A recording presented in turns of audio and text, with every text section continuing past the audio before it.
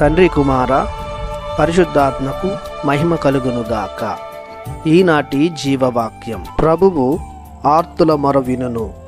ఆయన చెరలోనున్న తన ప్రజలను అనాధారము చేయడు. కీర్తన 69 వచనము 33. ప్రభునిచే మిక్కిలిగా దీవించబడుతున్న ప్రియ దేవుని బిడ్డలారా, సహోదరి సహోదరులారా, ప్రభువైన దేవుడు మేము తన ప్రేమతో కరుణతో నింపునుగాక. లోకంలో ఉన్న ప్రజలందరూ ఏదో ఒక సందర్భంలో ఏదో ఒక సమయంలో బాధలను అనుభవించిన వారే. ప్రస్తుతం కూడా చాలామంది తట్టుకోలేని బాధతో రోధిస్తున్నవారే. అలాంటి వారు ప్రభుని వైపు చూసి ప్రభుని మొరపెట్టినట్లయితే తప్పనిసరిగా ప్రభు వారి మొరలను ఆలకిస్తాడు, తగిన రీతిగా స్పందిస్తాడు.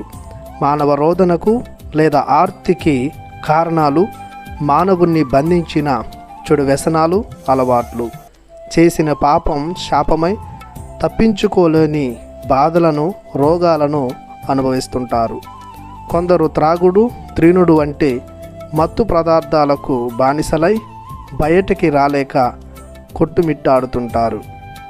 బందీఖానాలో బరువులు, భారాలతో అల్లాడిపోతుంటారు. అలాంటి చెరసాలలో ఉన్న దేవుని విశ్వాసులను ప్రభువు విడువక, ఎడబాయక, అనాధారము చేయక, దుష్ట శక్తులతో పోరాడి దురలవాట్ల నుండి, దురాక్రమణల నుండి, శారీరక, మానసిక, ఆధ్యాత్మిక రుగ్మతల నుండి విడిపిస్తాడు.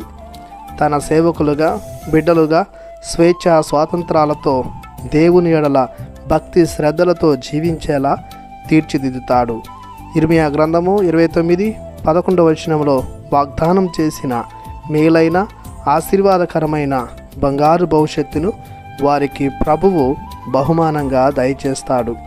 కావున లోకానికి, లోక ప్రమాణాలకు తలయొగ్గి చీకటి శక్తుల చెరలో జీవించక స్వేచ్ఛ స్వాతంత్ర్యాలను, జీవితానికి భద్రతను, భరోసానిచ్చు దేవుణ్ణి ఆశ్రయించి ఆరాధించుదాం.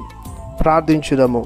మా ప్రియ పరలోకపు తండ్రి, మీ అనలేని కృపకు గాను మీకు మనసారా వందనాలు చెల్లిస్తున్నాము. మీ ఎడల విశ్వాసముంచి జీవించే దీనుల, దుఃఖితుల మొరలను ఆలించి మీ ప్రేమతో పాలించమని మీ ప్రియ కుమారుని అతి పరిశుద్ధ నామములో ప్రార్థిస్తున్నాము తండ్రి. ఆమెన్. దేవుడు మిమ్ము దీవించునుగాక. ఆమెన్.